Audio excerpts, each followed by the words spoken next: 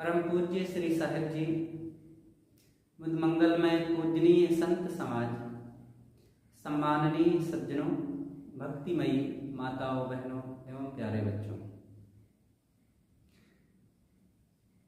सदगुरु कबीर साहब कहते हैं, जहाँ गाहक तहाँ हौं नहीं, हौं तहाँ गाहक नाहीं, बिना विवेक भटकत फिरे, पकड़ शब्द की छाएं। साहब इस साखी में कहते हैं, जहाँ ग्राह्य बुद्धि है, ज्ञान गुण ग्रहण करने की जहाँ पर समझ है, वहाँ पर अहंकार नहीं होता है। और जहाँ पर अहम बुद्धि होती है, वहाँ पर कुछ ग्रहण करने की शक्ति ही नहीं रह जाती है। कोई बात सीखने की ही बात ही खत्म हो जाती है। ऐसे लोग तो शब्दों की छाया पकड़ करके भटकते रहते हैं बिना विवेक के। ये लिखा है, वो लिखा है, ये लिखा या उन्होंने कहा है, इतने लोग मानते हैं। इन बातों में क्या दम है? अगर वो सत्य नहीं है, कारण कार्य व्यवस्था के अनुकूल नहीं है, झूठी बात को हजारों लोग मानते कहते हों, तो क्या वो आम कभी कटहल हो जाएगा? नहीं होगा। आम आम है, कटहल कटहल है। पहली बात है विनम्रता। ग्राह्य बुद्धि होना बहुत आवश्यक है। ग्राह्य बुद्धि के लिए विनम्र होना, कुछ चीज सीखना है किसी के पास, छोटे या बड़े कहीं भी हो, विनम्र होकर के ही किसी से कुछ सीखा जा सकता है। जहां अहंकार है, वहां सीखने की बात नहीं रह जाती है। अहंकारी व्यक्ति हर जगह टकराता रहता है, अपने अहम से ही वो टकराता रहेगा। उसके अंदर वो पात्रता, वो मन की दशा ही नहीं तैयार हो पाएगी।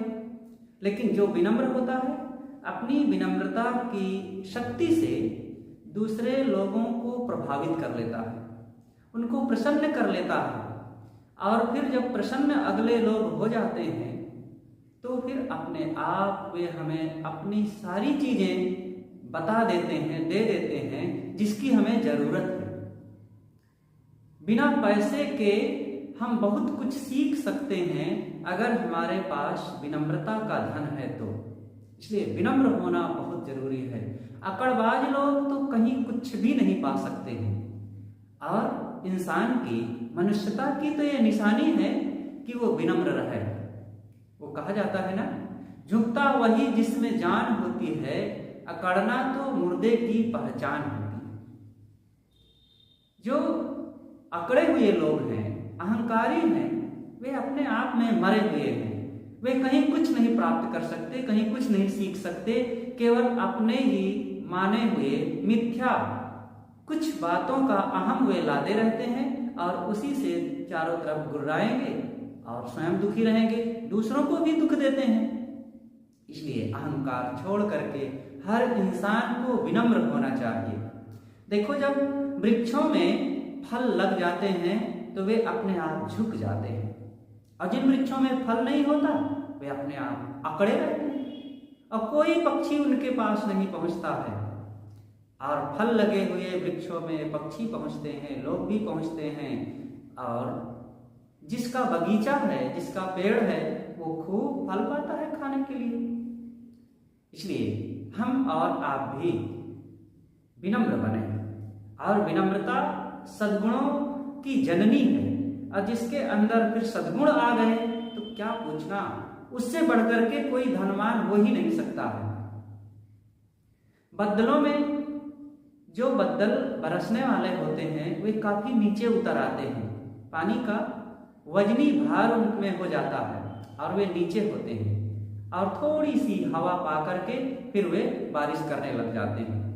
इसी प्रकार जिनके जीवन में ज्ञान, भक्ति, सेवा, विनम्रता, सद्गुण हैं, वे अपने आप विनम्र होते हैं। थोड़ा सा लोगों के प्रेम व्यवहार से अपने आप वे ज्ञान की वर्षा करने लग जाते हैं। इन छोटी छोटी बातों से हमें कितनी प्रेरणा मिलती है और अपने जीवन को बदलने के लिए कितना बड़ा संबल मिलता है। और जो विनम्र नहीं होता है वो चारों तरफ टकराता रहता है। इसलिए टकराने की जरूरत नहीं है, इससे हमारी शक्ति नष्ट होगी, अगले लोग भी दुखी हो जाएंगे और हम कुछ भी नहीं पाएंगे, कोई बात सीख ही नहीं पाएंगे।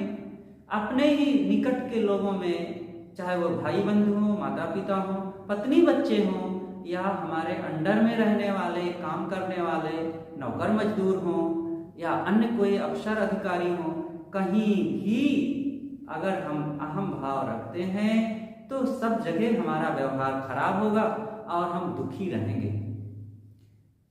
इसलिए सदैव विनम्र होना चाहिए, अहंकार का त्याग करें। अहंकार अहम बड़ो दुख देत खल। देखो भर्तृहरि जी महाराज ने कहा है, कितना मार्मिक उनका ये वचन है। उन्होंने तो जो कहा है संस्कृत में सब कुछ कहा है, लेकिन उसका हिंदी अनुवाद है। देखो गंगा गिरी स्वर्ग से शिव मस्तक पर, ताहू से गिरजात हिमालय पर्वत ऊपर, पर्वत से भूमाही ताहू से सिंधु समानी, पग पग अवगति होत रहत जो अस अज्ञानी, ताते अहम न कीजिए अहम बड़ो दुख देत खल, अति दीन हीन निर्माण युत ज्ञान पंथ में रमन भल। भर्तृहरि जी महाराज कहते हैं कि देखो स्वर्ग से, पुराणों की कहानी के अनुसार उन्होंने ये वचन कहा है कि स्वर्ग से गंगा चली, और जब कहा जाता है कि ब्रह्मा जी के कमंडल में गंगा थी, भगीरथी ने तपस्या करके अपने पुरखों को तारने के लिए गंगा को नीचे बुलाया। तो कहती है कि मुझे कौन संभाल पाएगा, मैं धरती पर जाऊंगी, सब फोड़ फाड़ करके पाताल चली जाऊंगी, मुझे कोई संभाल ही नहीं पाएगा। शिव जी ने कहा कि ठीक है आओ तुम। तो ब्रह्मा जी ने अपने कमंडल से एक बूंद झाड़ दिया, और जब झाड़ दिया तो हरहरा करके चली आकाश से गंगा, और कैलाश पर्वत पर शिव जी बैठे थे और उनके बालों में ही आकर के उलझ गई, खो गई, हजारों वर्ष उसी में भटकती रही, उसको रास्ता ही नहीं मिला। शिव जी से भगीरथ जी ने कहा कि महाराज जिस प्रयोजन से मैंने गंगा को नीचे बुलाया अपने पूर्वजों को, पुरखों को तारने के लिए, वो तो पूरा ही नहीं हुआ, आप छोड़िए उसको, गंगा को नीचे भेजिए। शिव जी ने कहा कि नहीं नहीं, ये गंगा को बड़ा अहंकार है कि मैं धरती पर जाऊंगी तो मुझे कौन संभालेगा, तो जरा इसको और भटक लेने दो। लेकिन फिर अंततः शिव जी एक बाल झाड़ दिए तो फिर हर हरा करके चली नीचे की ओर, और ऋषिकेश हरिद्वार होते हुए आ गई जमीन पर और फैल गई, और कानपुर इलाहाबाद होते हुए चली गई आगे बनारस कलकत्ता की ओर, और गंगा सागर में जाकर के मिल गई। अब समुद्र में जाकर के खोजो गंगा कहाँ है, कहाँ मिलेगी। ऐसे ही भर्तृहरि जी महाराज कहते हैं, पग पग अवगति होत रहत जो अस अज्ञानी। जो ऐसे अहंकार से भरे हुए लोग हैं उनको पग पग पर ऐसे ठोकरें मिलती है, अपमान मिलता है, और एक दिन वे अपना अस्तित्व भी मिटा डालते हैं। इसलिए थोड़े दिन की जिंदगी है, विनम्र होकर के हम गुरुजनों से, संतों से, भक्तों से, सज्जनों से, देवियों से, सबसे मीठा व्यवहार करें, और अपने मन इंद्रियों को स्वश करके संयम साधना का काम करें, आत्मबोध प्राप्त करें, आत्म कल्याण का काम करें जो जरूरी है। अरे ये व्यर्थ की बातों में, छोटी छोटी चीजों के लिए और इन थोड़े थोड़े हानि लाभ के लिए अहंकार करके काहे को अपने मन को बर्बाद कर रहे हैं, समय को खराब कर रहे हैं, व्यवहार को खराब कर रहे हैं। इसी समय में, इसी मन से और इन्हीं लोगों के बीच रहते हुए अपने कल्याण का काम किया जा सकता है, जो अनमोल है, जन्मों जन्मों से जो किया नहीं गया है, और अगर आज नहीं करेंगे तो आगे भी कोई संभावना नहीं दिखती है कि किया जा सकेगा।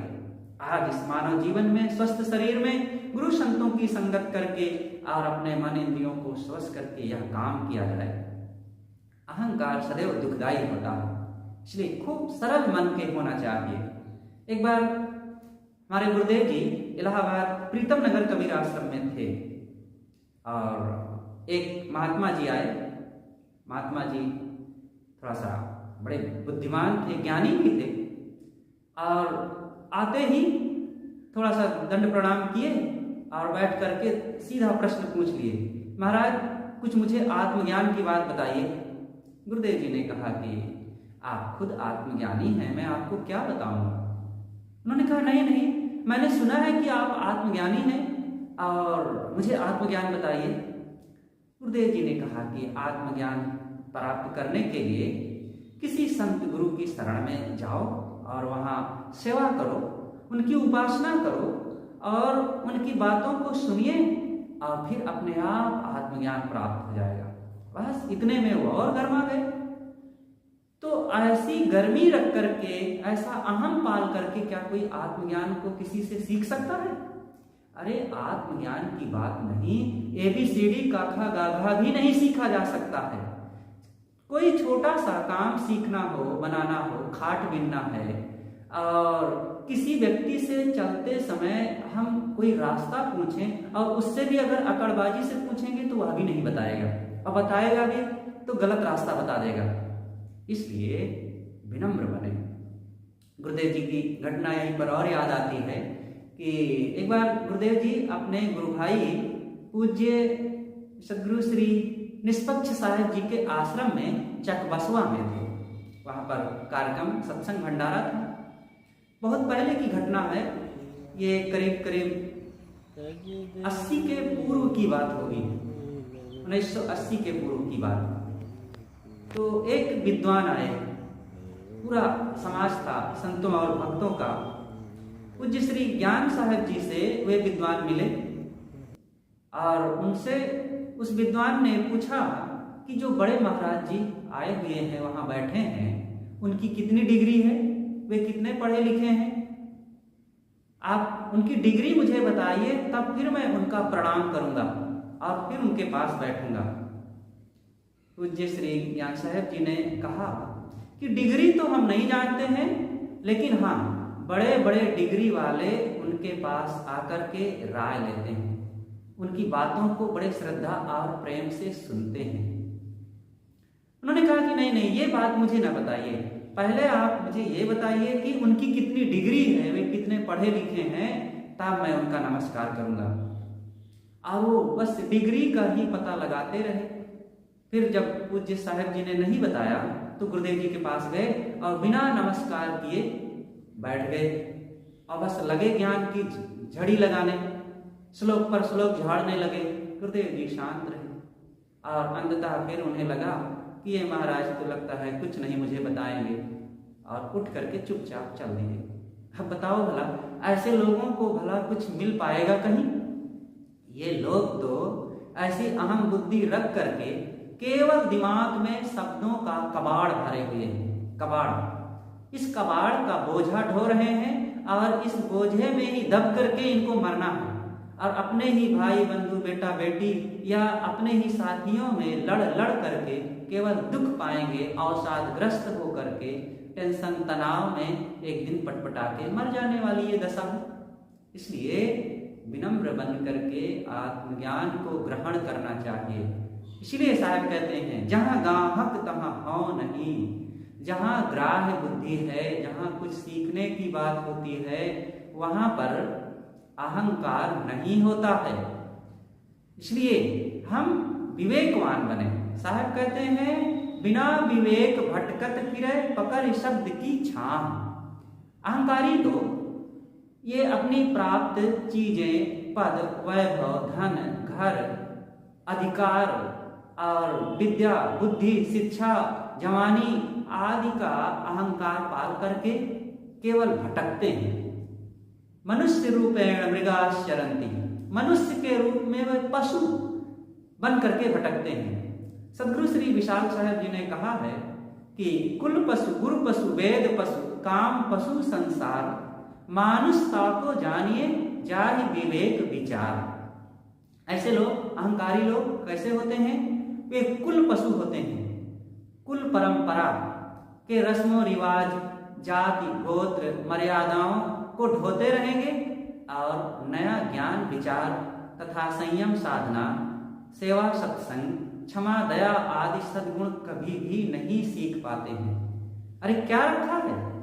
तुम किसी उत्तम कुल में जन्म ले लिए हो तो ऊंचे कुल का जन्म यहाँ करनी ऊंच न होए तो क्या हो जाएगा।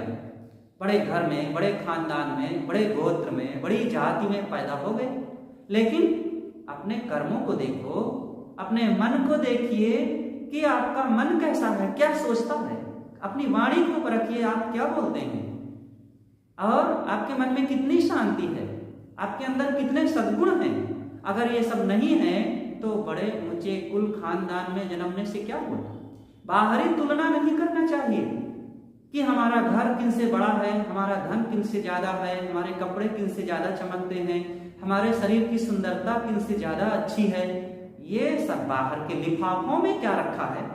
लिफाफे बहुत सुंदर आज दिखाई देते हैं, कहीं भी दुकानों में जाओ सामान खरीदने, बड़ी अच्छी पैकिंग है, लेकिन अंदर में कचरा भरा हुआ है, साधारण चीज भरी हुई है, थर्ड क्लास की चीज, कि उसको उपयोग करके थोड़े दिनों में बड़ी निराशा होती है। ऐसे ही हमारे जीवन में अगर बाहर की सजावट तो है लेकिन भीतर में कूड़ा कबाड़ भंगार भरी हुई है, तो इससे क्या होगा। बाहरी चमक दमक ना देखिए। एक हाल में 2 पंखा लगे हुए थे, एक पंखा बिगड़ा था लेकिन चमकदार था, बड़ा साफ सुथरा चमकता, क्योंकि चलता ही नहीं था तो उस पर कोई धूल गर्दा जमने की ज्यादा बातें नहीं, तो बहुत सुंदर साफ चमक रहा था। और एक दूसरा पंखा था जो चलता था और सब उससे लाभ लेते थे और उस पर काफी धूल जमी हुई थी। तो एक बच्चे से पूछा गया कि बेटा ये बताओ, तुम सुंदरता पसंद करते हो तो इन दोनों पंखों में से किसे पसंद करोगे। इस चमकते हुए बिगड़े पंखे को पसंद करोगे कि धूल धूर्षित इस चलने वाले काम देने वाले पंखे को पसंद करोगे। तो बच्चे ने कहा कि इस चलने वाले पंखा जो धूल भले लगी है लेकिन हम इसे ही पसंद करेंगे, क्योंकि इससे हवा मिलेगी और हमारी गर्मी दूर होगी, शीतलता प्राप्त होगी।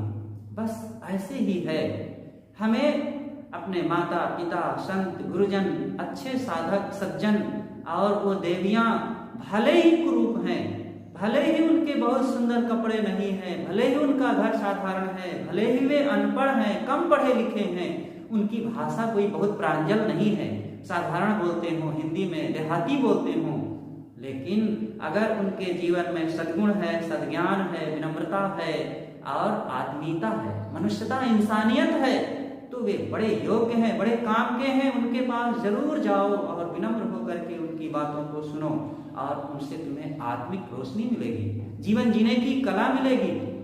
इसलिए साहब कहते हैं, जहां गाहक तहां हाव नहीं, जहां ग्राह्य बुद्धि होगी वहां अहंकार बिल्कुल नहीं होगा, और अहंकार रख करके आप कभी भी कुछ नहीं पा सकते हैं दुख के अलावा।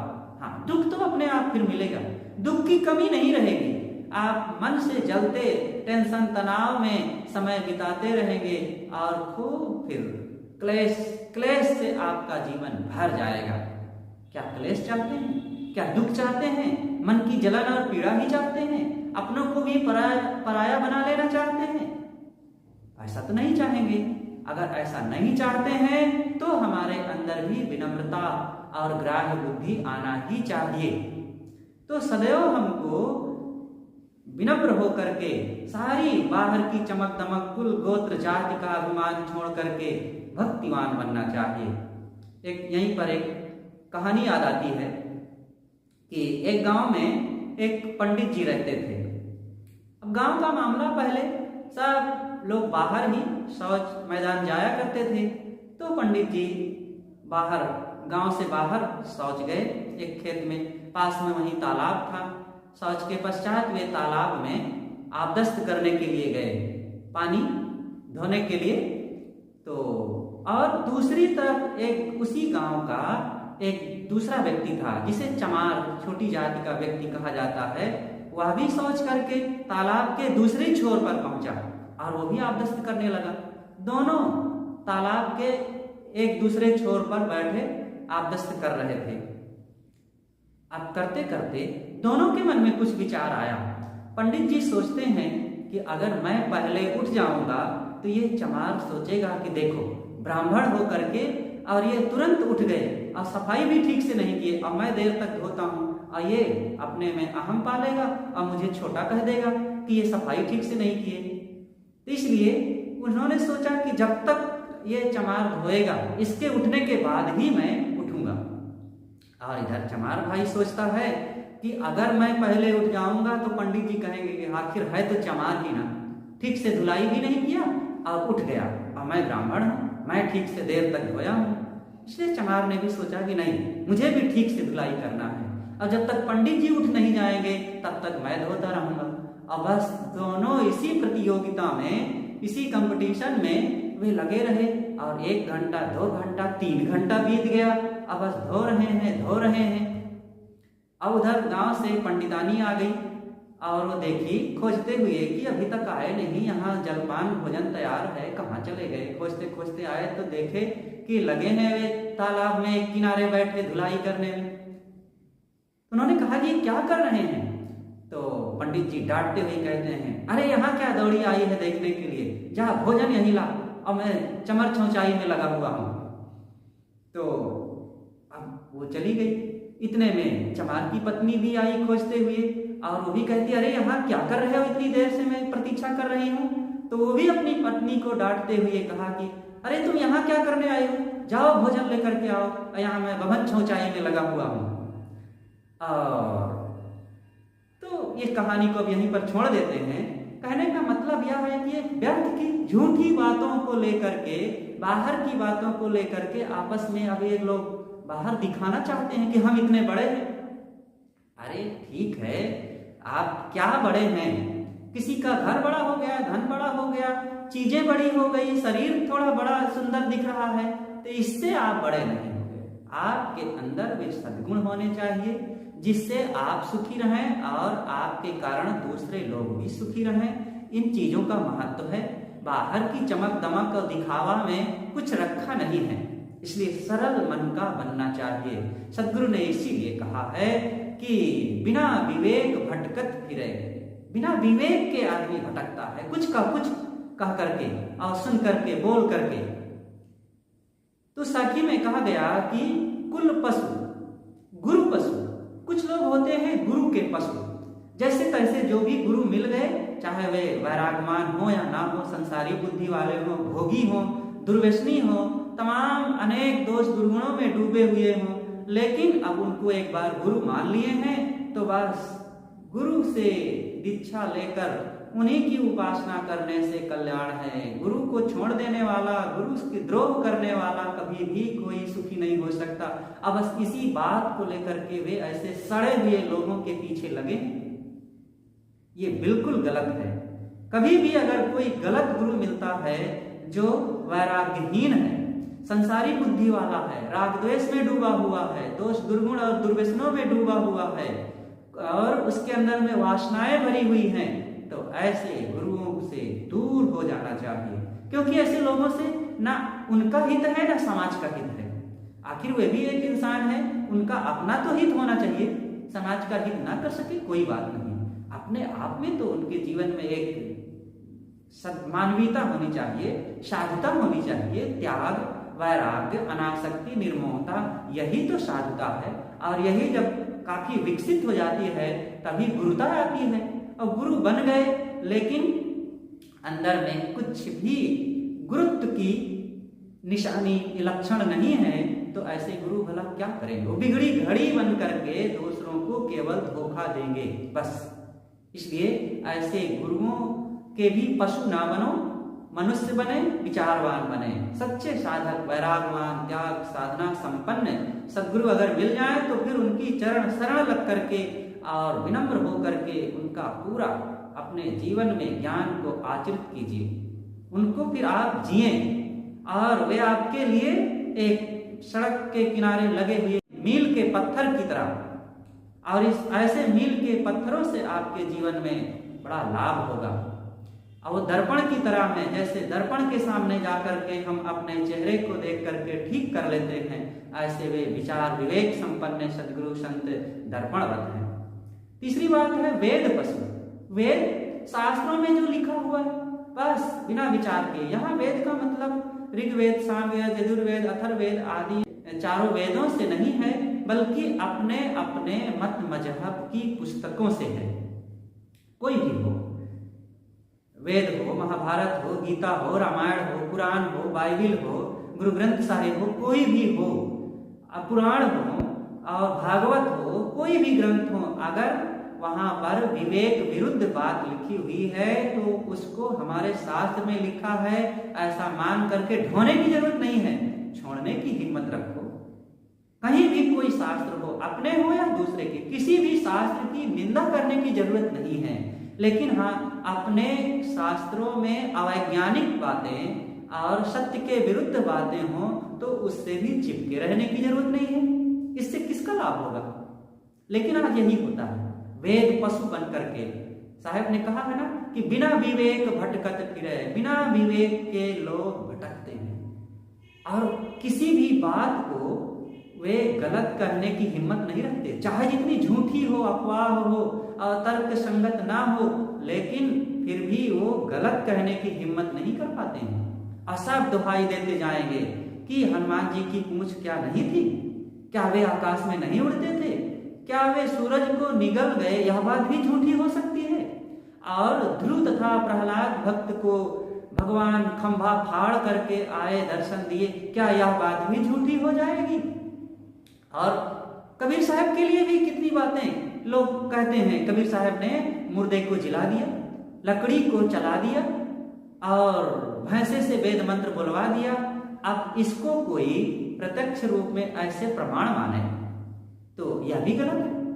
कोई भी हो, जो तर्क विरुद्ध है, किसी के लिए लगाए गए चमत्कार हों, वो सब के सब विपरीत बातें हैं, इन बातों में कोई दम नहीं है, लेकिन लोग खूब मानते चले जाएंगे। कहते हैं राजा सगर की पत्नी सुमति को 60,000 बच्चे, ये लिखा है।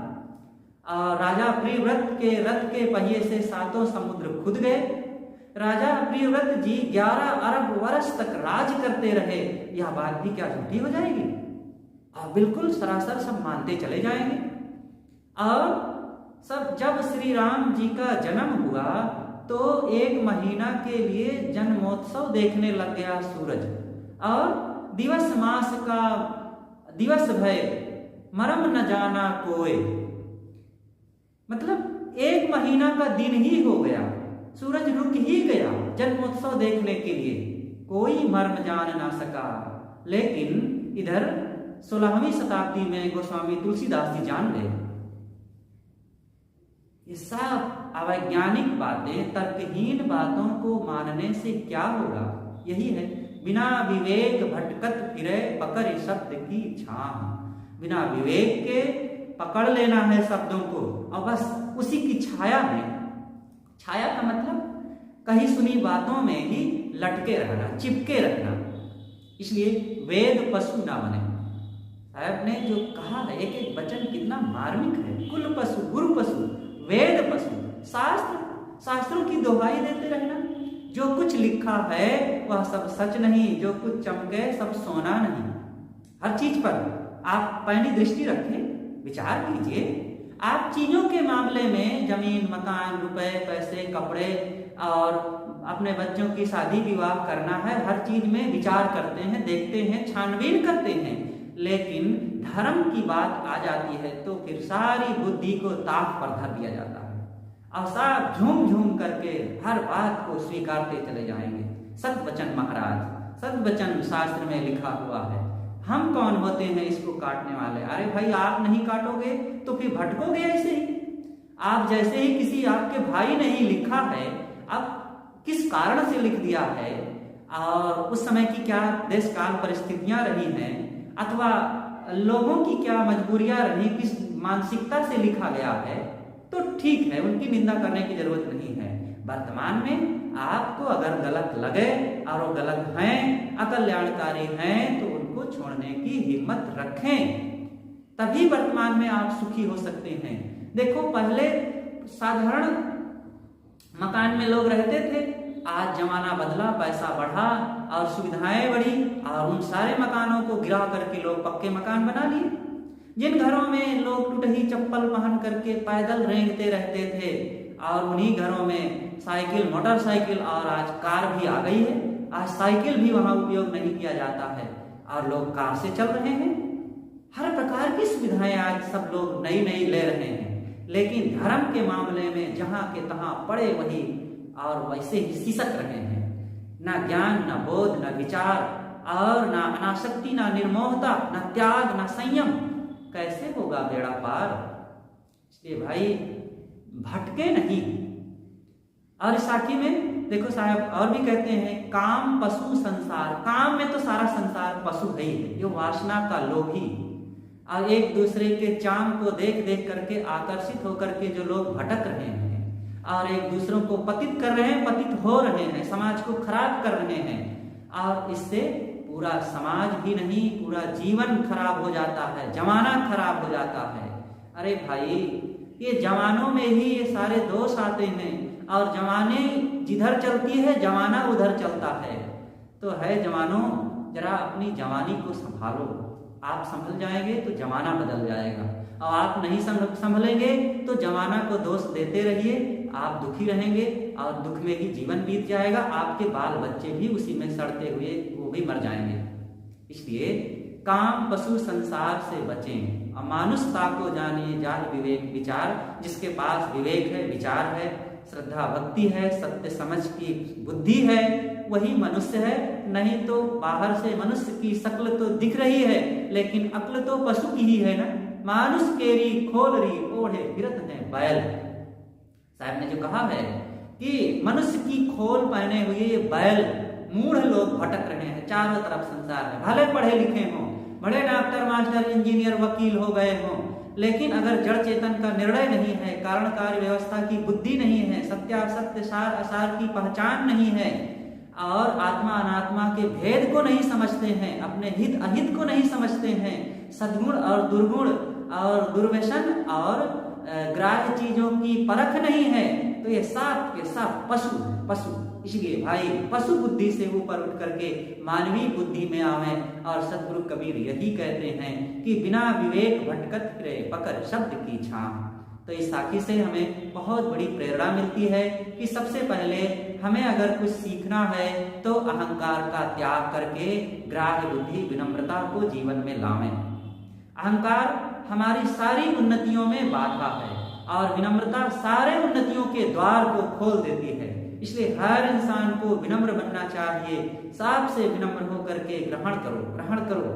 और ग्रहण करने की कोई एक उम्र नहीं होती है कि बच्चे को ही पढ़ाया जाता है और हम तो अब जवान हो गए, बूढ़े हो गए हैं। नहीं, आप जवान हो गए हैं, चाहे बूढ़े हो गए हैं, चाहे आपके जीवन का एक दिन ही बाकी क्यों ना हो, लेकिन सत्य ज्ञान बोध विचार को ग्रहण करने के लिए सब समय तैयार रहें। और अंतिम बात है विवेक विचार। बिना विवेक के हमारा जीवन कभी सुखी नहीं हो सकता है, इसलिए विवेकवान बने। बोलिए सद्गुरुदेव की।